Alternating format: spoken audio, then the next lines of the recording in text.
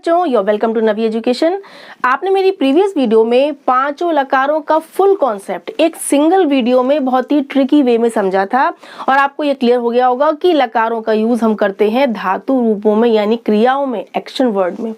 आज हम समझेंगे कारक परिचय यानी कि इंट्रोडक्शन ऑफ केसेस, यानी कि विभक्तियां। कारकों का मीन्स होता है विभक्तियां और ये हम यूज करते हैं संज्ञा या सर्वनाम में। आज इसी कॉन्सेप्ट को हम समझेंगे।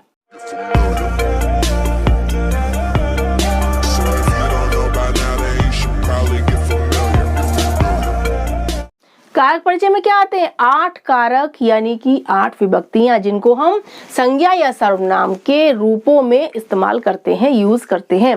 आपने लर्न किया होगा कर्ता ने कर्म को करण से, संप्रदान के लिए, अपादान से अलग होने के लिए, संबंध काकी के, अधिकरण में पेपर, संबोधन हे भो अरे, ये आप सबने लर्न किया होगा अपने एग्जाम्स में। कारकों का पूरा जो चार्ट होता है ये लर्न किया होगा। आज उसी को हम उनके रूल्स को, उनके यूजेस को बहुत ही सिंपल और इजी वे में समझेंगे। फर्स्ट हमारा कारक है कर्ता कारक। ठीक है, फर्स्ट हमारा क्या है? कर्ता कारक। आपने याद किया कर्ता ने, तो वही फर्स्ट है कर्ता कारक। अब कर्ता क्या होता है भाई? क्रिया को करने वाला कर्ता कहला। सेंटेंस में जो काम कर रहा है, जो सब्जेक्ट है, आप कहते हैं सब्जेक्ट इंग्लिश में, वही हिंदी में होता है कर्ता। क्रिया को, एक्शन को करने वाला कर्ता कहलाता है। उसी में हम कर्ता कारक की प्रथमा विभक्ति का प्रयोग करते हैं। ठीक है, पहली विभक्ति यानी कि प्रथमा विभक्ति का हम प्रयोग करते हैं कर्ता कारक में। इसका चिन्ह क्या होता है? ने, कर्ता ने, यानी राम ने, बालक ने। पहचान के लिए हम ने को, अगर ने का सेंस आएगा यानी कि कर्ता कारक है। ठीक है, अब इसकी जो प्रथमा विभक्ति में जो रूप चलते हैं, ओके, वो कौन कौन से चलते हैं? देखिए, एक वचन, द्विवचन और बहुवचन, 3 वचन होते हैं। अब उसकी जो प्रथमा विभक्ति होती है उसमें रूप चलते हैं रामः, रामौ, रामा, एक राम, 2 राम, बहुत सारे राम। बालकः, बालकौ, बालका, एक बालक, 2 बालक, अनेक बालक। छात्रः, छात्रौ, छात्रा, एक छात्र, 2 छात्र, अनेक छात्र। अब हम इन रूपों को, इन तीनों वचनों को सेंटेंस में कैसे यूज करेंगे ये समझते हैं। देखिए, हमारा फर्स्ट एग्जाम्पल है रामः गच्छति, राम जाता है। राम एक वचन का है तो हमने क्रिया भी एक वचन की लगाई है। राम यानी राम ने का सेंस आ रहा, राम ने जाने का काम किया। हम बोल रहे हैं राम जाता है, लेकिन सेंस क्या आ रहा है कि राम ने जाने का कार्य किया, तो ने का सेंस आ रहा, तो हमने रामा यानी प्रथमा विभक्ति का एक वचन लगा दिया। हमारी क्रिया भी हो गई एक वचन की।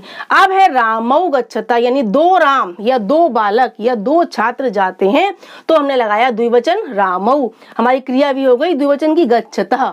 ठीक है, अब हमने कहा रामः गच्छन्ति, अनेक राम जाते हैं, अनेक बालक जाते हैं, अनेक छात्र जाते हैं, तो रामः यानी हमने बहुवचन का कर्ता लगाया, तो हमारी क्रिया भी हो गई बहुवचन की रामा गच्छन्ति, बालकाः गच्छन्ति, छात्राः गच्छन्ति। ओके, ये आपका फर्स्ट कारक था कर्ता कारक, बहुत सिंपल था। सेकंड आपका है कर्म कारक। ओके, अब इसमें क्या होता है? जिस शब्द पर क्रिया का प्रभाव पड़ता है वह कर्म होता है।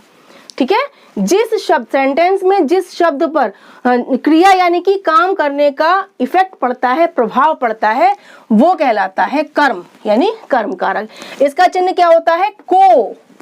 इसका सेंस जो आता है, जो चिन्ह होता है, वो को आता है। ठीक है, अब इसमें हम लगाते हैं द्वितीय विभक्ति। ठीक है, अब देखिए इसके रूप कैसे चलते हैं? रामम, रामौ, रामान, बालकम, बालकौ, बालकान, छात्रम, छात्रौ, छात्रान। ठीक है, एक वचन, द्विवचन, बहुवचन, एक राम को, 2 रामों को, अनेक रामों को। बालकम, एक बालक को, बालकौ, 2 बालकों को, बालकान, अनेक बालकों को। को का सेंस आएगा। ओके, अब इनको हम सेंटेंस में देखते हैं। शिक्षका रामम पाठयति, शिक्षक यानी टीचर, रामम राम को का सेंस आ गया।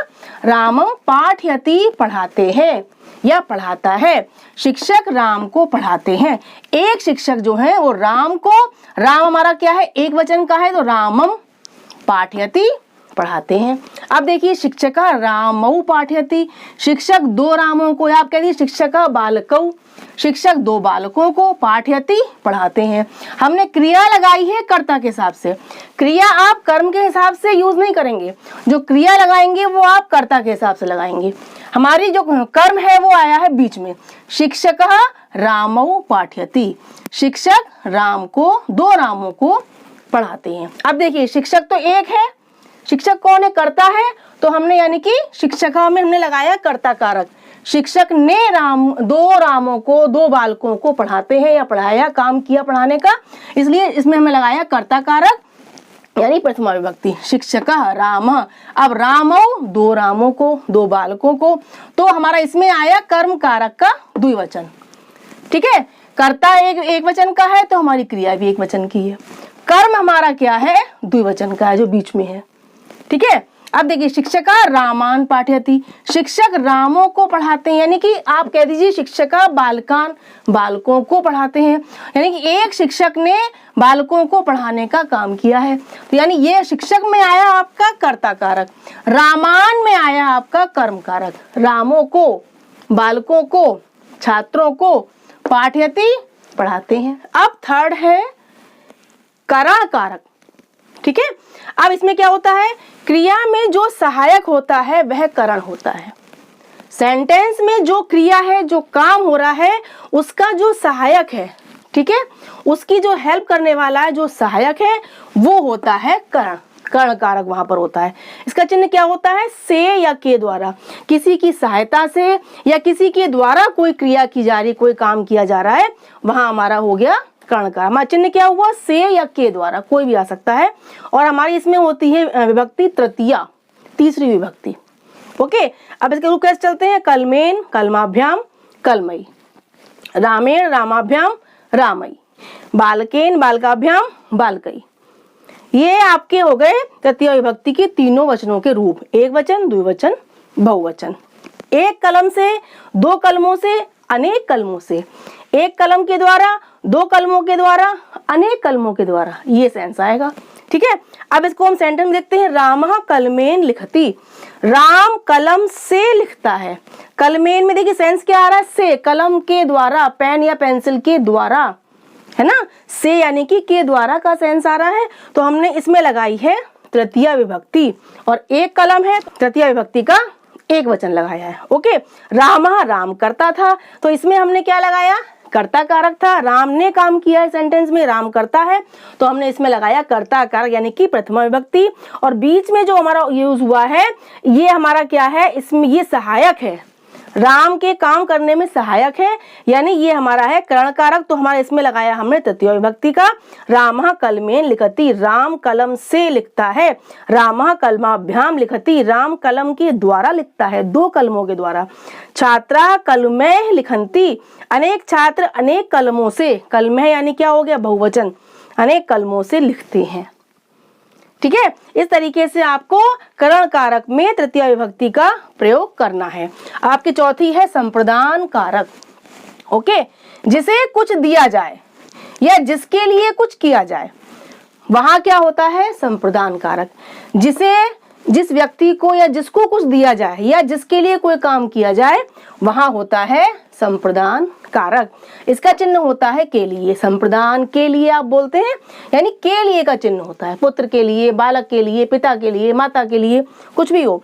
उसके बाद इसमें आपकी लगती है विभक्ति चतुर्थी, यानी चौथी विभक्ति लगती है। ठीक है, अब इसके रूप कैसे चलते हैं? पुत्राय पुत्राभ्याम पुत्रेभ्यः, बालकाय बालकाभ्याम बालकेभ्यः, छात्राय छात्राभ्याम छात्रेभ्यः। एक पुत्र के लिए, 2 पुत्रों के लिए, अनेक पुत्रों के लिए। के लिए का हमारा चिन्ह है, तो हमारा के लिए का सेंस आएगा। आप सेंटेंस देखिए, जनकः पुत्राय फलम आनयति, जनक यानी कि पिता, ये हमारे कर्ता हो गए। तो हमने इसमें हमें लगाई है कर्ता कारक की प्रथमा विभक्ति, एक पिता है, जनकः हो गया। ठीक है, अब नेक्स्ट देखिए पुत्राय, पुत्र के लिए। ठीक है, जब पुत्र के लिए यानी किसी के लिए कोई काम किया जा रहा है, तो हमारी कौन सी लगेगी? चतुर्थी विभक्ति। और पुत्र एक है तो हम लगाएंगे एक वचन, पुत्राय। पिता पुत्र के लिए, फलम फल को, आनयति लाते हैं। अब फलम में देखिए कौन सी है? कर्म कारक, द्वितीय विभक्ति। किसको ला रहे हैं? फल को ला रहे हैं। को का सेंस आ रहा है चिन्ह को, तो फलम में हमारी हो गया कर्म कारक यानी द्वितीय विभक्ति। जनकः कर्ता कारक है, प्रथमा विभक्ति हो गई। पुत्र के लिए का सेंस आ रहा है यानी हमारी चौथी विभक्ति हो गई। फलम यानी फल को ला रहे हैं, को का सेंस चिन्ह आ गया, तो हमारा क्या हो गया? कर्म कारक द्वितीय विभक्ति। एक सेंटेंस में तीन तीन विभक्तियां आ गई, देखा आपने। अब जनकः पुत्राभ्याम फलानी आनयति। जनक यानी पिता दो पुत्रों के लिए, पुत्राभ्याम यानी कि द्विवचन आ गया, दो पुत्रों के लिए, फलानी अनेक फलों को, ये क्या हो गया? ये एक वचन था, ये हो गया बहुवचन। फलानी अनेक फलों को आनयति लाते हैं। अगर हम बोलेंगे जनकः पुत्रेभ्यः फलानी आनयति यानी जनक अनेक पुत्रों के लिए, ठीक है, यानी बहुवचन हो जाएगा पुत्रेभ्यः। अगर हम लगाते हैं अनेक पुत्रों के लिए फल लाते हैं। फिफ्थ आपका है अपादान कारक। इसमें क्या होता है? जिससे कोई वस्तु अलग होती है, जिससे कोई व्यक्ति या वस्तु अलग होती है, तो जिससे अलग हो रहे हैं उसमें हम यूज करते हैं अपादान कारक। इसका चिन्ह होता है से लेकिन होता है अलग होने के सेंस में, सहायक के सेंस में नहीं होता है, अलग होने के सेंस में होता है। इसमें हम विभक्ति का यूज करते हैं पंचमी विभक्ति, पांचवी विभक्ति। अब इसके रूप देखते हैं हम। पंचमी विभक्ति में रूप चलते हैं गृहात् गृहाभ्याम गृहेभ्यः, बालकात् बालकाभ्याम बालकेभ्यः, छात्रात् छात्राभ्याम छात्रेभ्यः, विद्यालयात् विद्यालयाभ्याम विद्यालयेभ्यः। इस तरीके से हम जिससे जो चीज अलग हो रही है उसमें, जिससे अलग होता है उसमें हम पांच विभक्ति का प्रयोग करते हैं। अब इसके हम सेंटेंस देखते हैं। बालकः गृहात् आगच्छति। बालक घर से आता है यानी घर से निकल रहा है, घर से अलग होने के सेंस में आ रहा है। बालक घर से, अब से सेंस से वर्ड आ रहा है आपका, लेकिन चिन्ह से होने पर भी अलग होने के सेंस में आ रहा है। बालक घर से निकलता है, बालकः क्या है? करता है, यानी बालक ने इस सेंटेंस में काम किया है। ने का सेंस है तो हमने बालक में लगाई कौन सी? कर्ता कारक प्रथमा विभक्ति।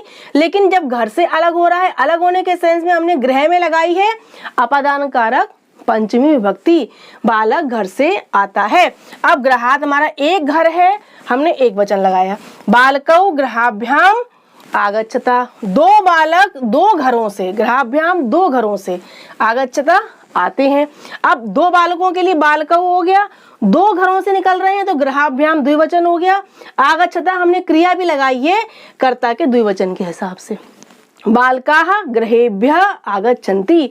अनेक बालक, बालकः बालकः बालकौ बालका हो गया, बालकः यानी अनेक बालक, गृहेभ्यः अनेक घरों से, यहाँ क्या हो गया? बहुवचन। आगच्छन्ति आते हैं, हमने क्रिया भी लगाई बहुवचन की क्योंकि हमारा कर्ता भी क्या था? बहुवचन का। बालका है तो आगच्छन्ति हुआ, बालकौ है तो आगच्छता हुआ, बालकः है तो आगच्छति हुआ, और बीच में जो हमारा गृह के रूप यूज हुए हैं ये हुए हैं अपादान कारक के हिसाब से, एक घर से, दो घरों से, अनेक घरों से अलग होने के सेंस में। ओके।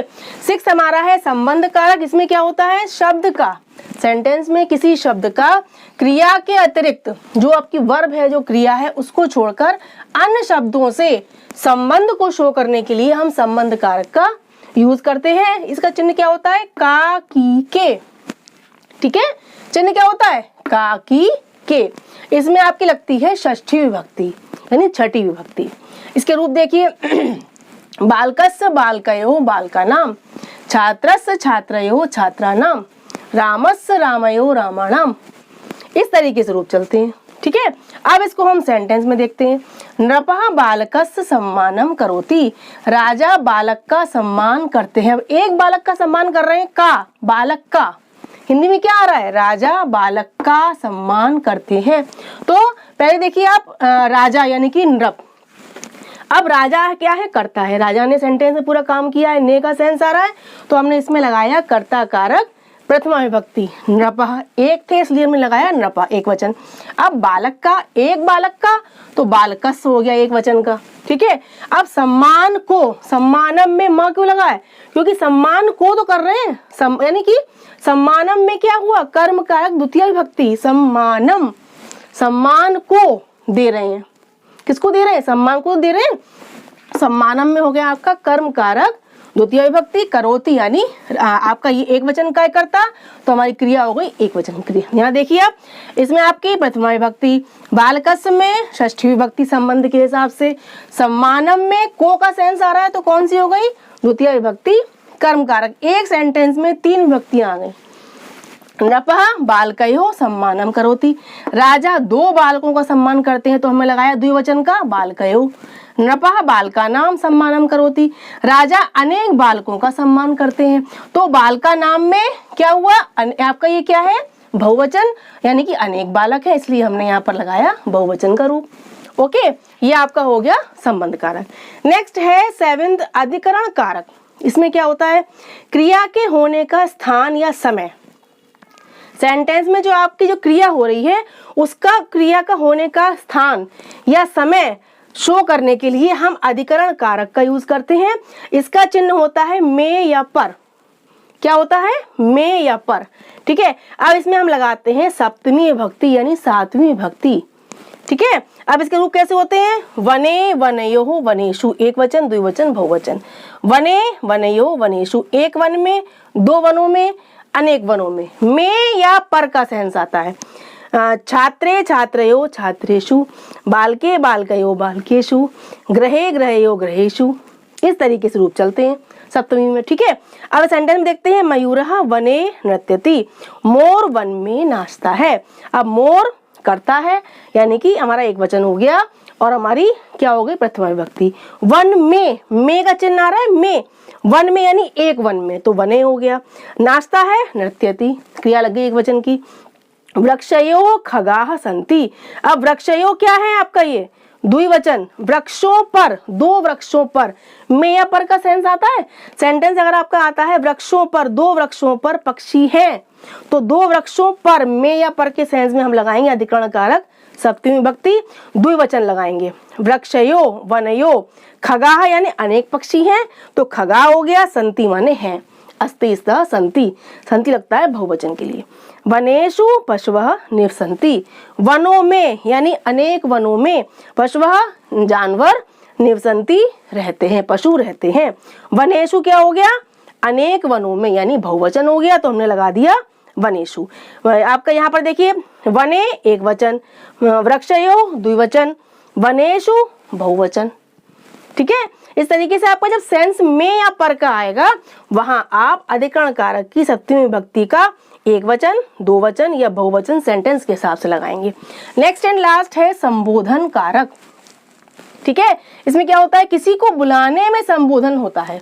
किसी को हम कॉल कर रहे हैं, नाम ले किसी को हम बुला रहे हैं तो उसमें क्या होगा, संबोधन कारक। ठीक है, इसका चिन्ह क्या होता है, हे भो हरे अरे, क्या होता है, हे भो अरे। ठीक है, अब इसमें हमारे जो रूप चलते हैं वो कैसे चलते हैं, हे रामौ हे रामा, हे बालकौ हे बालका, हे छात्रौ हे छात्रा। कोई भी आपके रूप है तो संबोधन में आप इन तीनों रूपों का यूज करेंगे, एक वचन द्विवचन और बहुवचन का। सेंटेंस देखिए, हे राम अत्र आगच्छ, हे राम यानी कि हम राम को कॉल कर रहे हैं, राम को नाम लेके हम कॉल का संबोधन कर रहे हैं, हे राम। अब एक है हमने राम का यूज किया एक वचन का, हे राम अत्र आगच्छ, यहाँ आओ। हे छात्रौ, हे 2 छात्रों, अत्र आगच्छ, यहाँ आओ। जब हमने 2 छात्रों को बुलाया तो हे छात्रौ कर दिया। ठीक है, उसके बाद हे छात्राः, हे अनेक छात्रों, हे बहुत सारे छात्रों, अत्र आगच्छ, यहाँ आओ। इस तरीके से हम एक वचन द्विवचन और बहुवचन का सेंटेंस में संबोधन के हिसाब से यूज करेंगे। मेरी कारकों की सेपरेट वीडियोस भी मेरे चैनल नवी एजुकेशन पर अवेलेबल हैं, जिसका लिंक मैं आपको दे दूंगी। आप उनकी सेपरेट वीडियोस देखकर भी इन कारकों का पूरा कॉन्सेप्ट समझ सकते हैं। लेकिन आज मैंने आपको सभी कारकों को एक साथ, सभी विभक्तियों को एक साथ बहुत ही ट्रिकी वे में समझाने की कोशिश करी है और आई होप आपको इसका कॉन्सेप्ट भी क्लियर हो गया होगा। So please watch this video from beginning to end. Bye bye, take care.